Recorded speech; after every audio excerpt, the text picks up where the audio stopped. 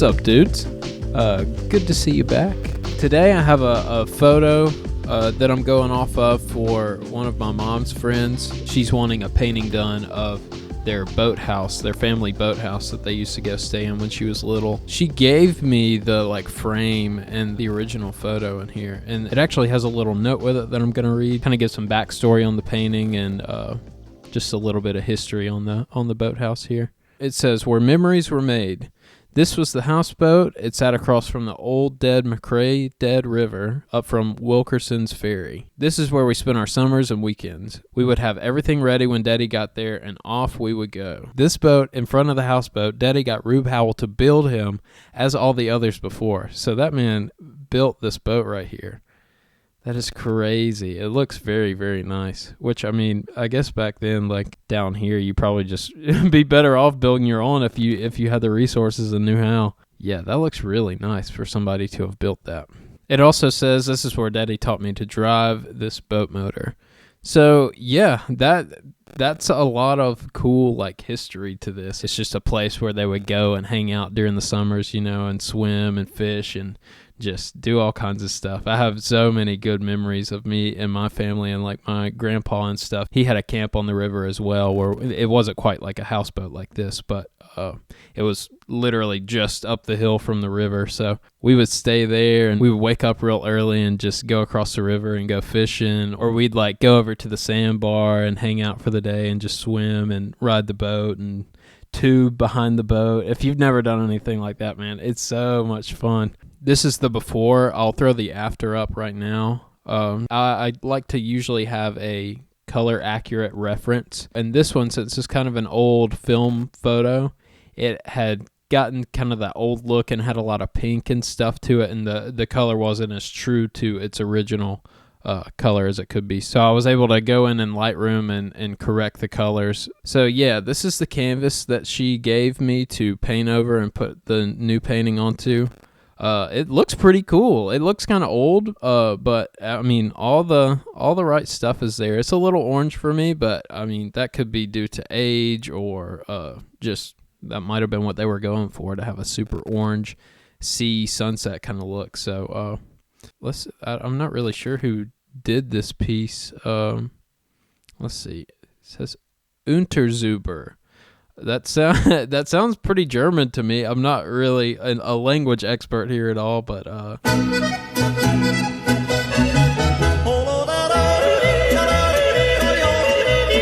yeah, I'm just going to be using this acrylic gesso.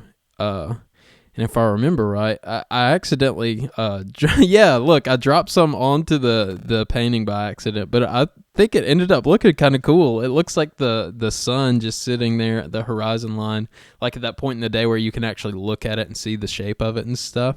They painted in a sun way down there at the horizon, but it's super orange and kind of dark looking. This looks more realistic to me in that sense of just it being the bright sun, That was truly a happy accident right there, as Bob Ross would say. It landed just in the perfect spot to look like that. It was very weird. So yeah, we're just going to kind of use that spot to start our cover up.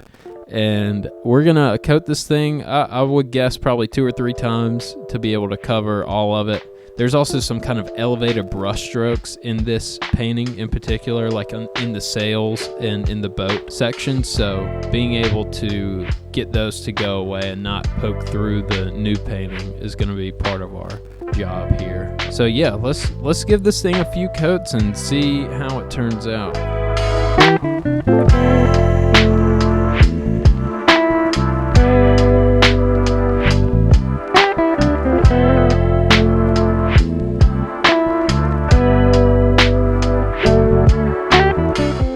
After the first coat, it looks pretty good so far. You can still see a lot of the orange and the darker spots coming through there, but this next coat should get rid of most of that. If we put another coat on, it'll probably be to get rid of the elevated, textured kind of brush strokes from the previous painting.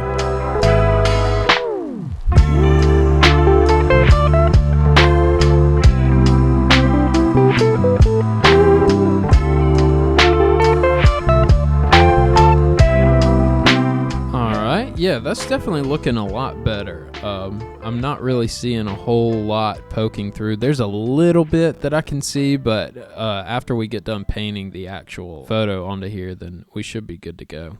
Also, I made a little mistake before I started covering the photo up. I should have, and you can learn from my mistake here, you should clean the canvas off beforehand to get rid of any dirt or any like residue that might be on there.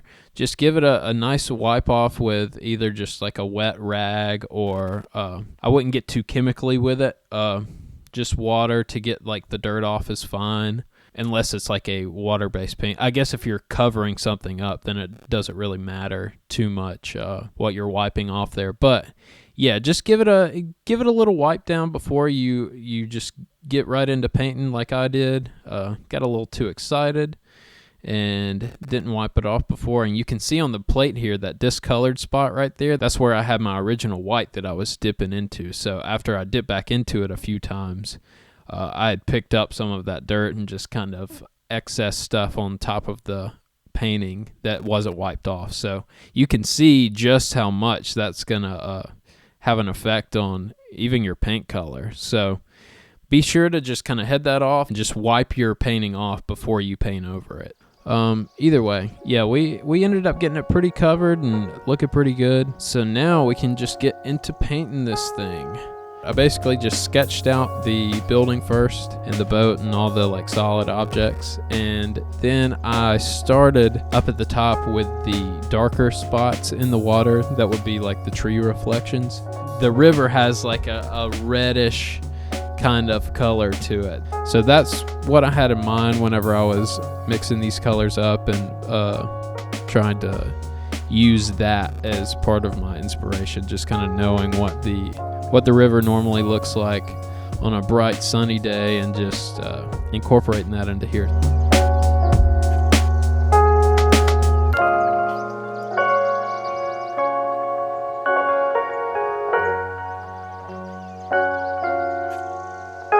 Also, the white in the water, it's more blue tinted, I guess. Very, very faint, but definitely you can tell compared especially to the house that isn't painted yet.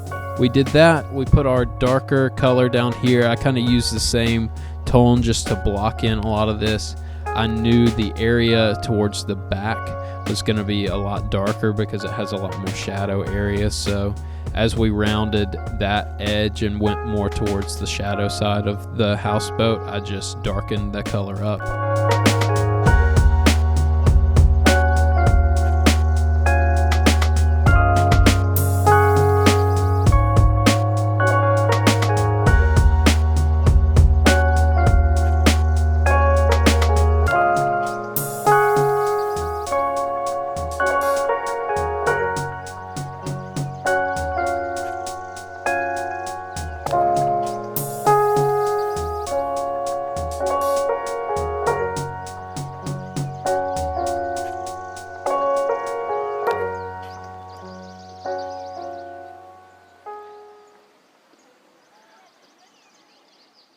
So we're just hitting this area with the brighter watercolor. It's got kind of a pink hue to it. I think I go back in a minute and make it more orange. Painting the boat reflection right here, giving it that same bit of color, a little different. You're going to see my ADHD kick in right here. I start painting the stairs and then immediately bail on it because I just don't feel confident in it. So I move on to other things. I revisit this side over here and start getting the reflections how I want them. Putting a bit of lighter color there in front of the stairs and even brightening up that one spot I was talking about earlier a little bit more. Right here, I'm going to start on the house. I'm going to start in the shadow kind of area and then blend my brighter portions into that, because the house for the most part looks white on the front. Like in the photo that I corrected, a lot of that front face of the house is very white looking. But just as a general rule, I know that if I start with my shadow colors and then go in and add my highlights after, I'll be able to kind of blend those together.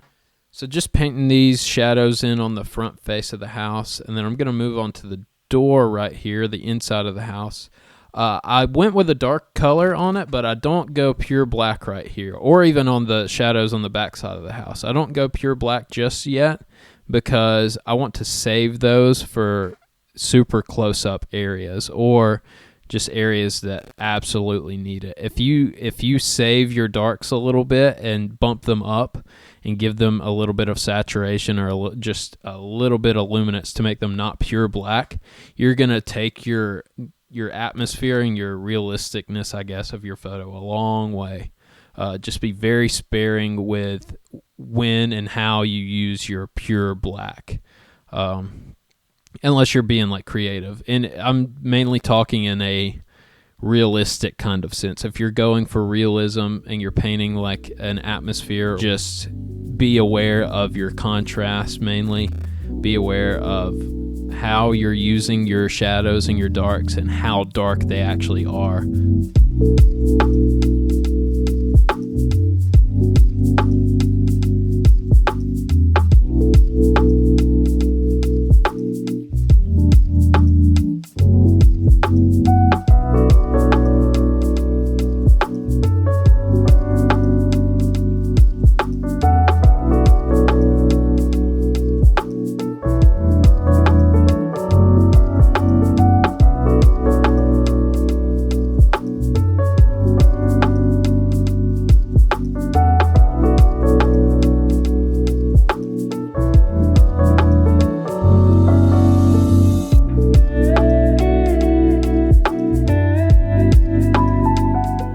So just cleaning those roof edges up a little bit, painting the poles on the porch in.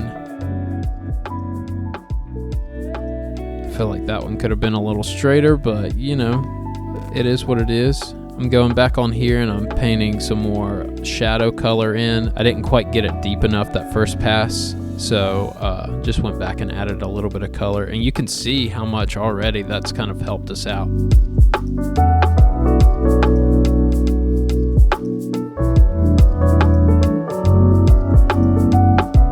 Just going to paint the darker spots on the porch in here and kind of get it closer to how we want it, give it that realistic wood kind of look.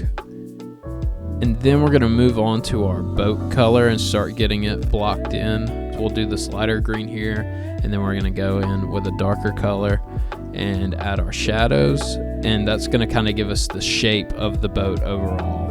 And then from there we can go back later and add in our items that are in the boat, add the boat motor, and just any little details that we want. There's our ADHD again. I just swiped on over to the stairs and got it closer to where I wanted, but still not quite where I want.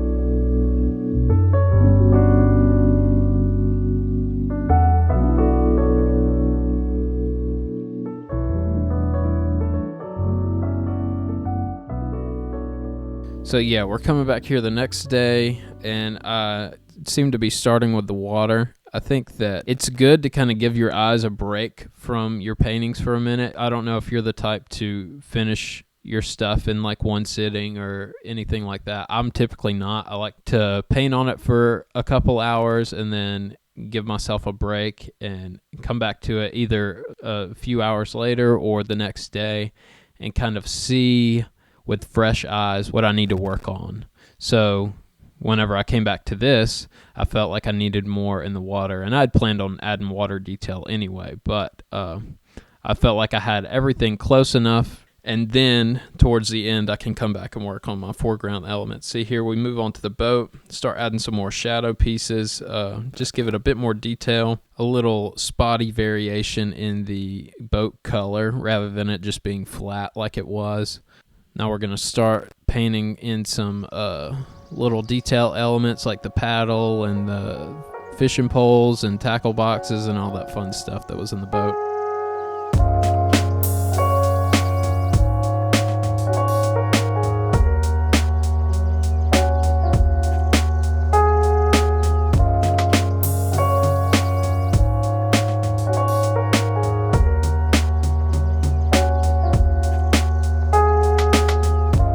Now we're moving on to some porch item elements. There was like a bucket on there and a couple little pots, and there was some shoes even, I believe.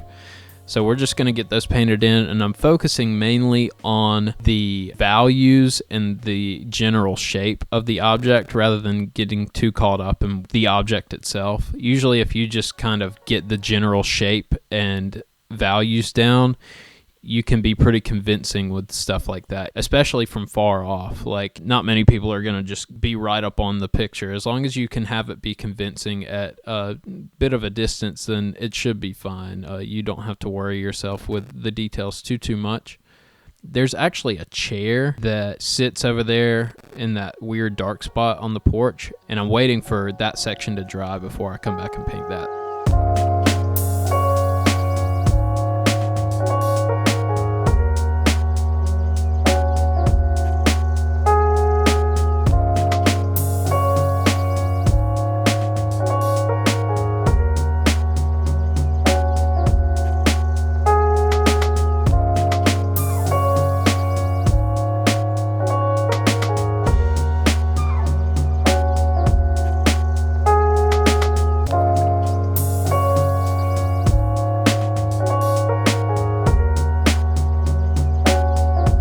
Now we're moving on to the water again. I'm just coming back in with more highlight color and a little bit more of a blue color to emulate the sky reflection. Same thing down here closer to the boat. There's actually a pole that I'll end up painting in right here that is making the water be ripply like that. You couldn't fully see it in the photograph, but you could see the reflection of it, so I just kind of had to assume that that was right there, and that was why the water was in that circular kind of pattern.